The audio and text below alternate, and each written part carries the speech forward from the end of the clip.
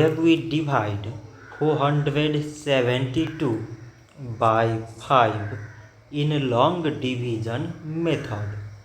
5 times 9 is 45. On subtracting we get 2.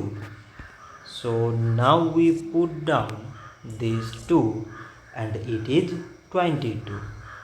5 times 4 is 20. On subtracting we get 2.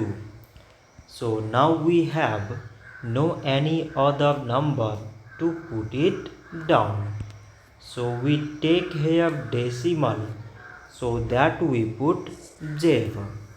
So it is 20 and 5 times 4 is 20. On subtracting we get 0. So 472 divided by 5 is 94.4. So this much for today and thanks for watching.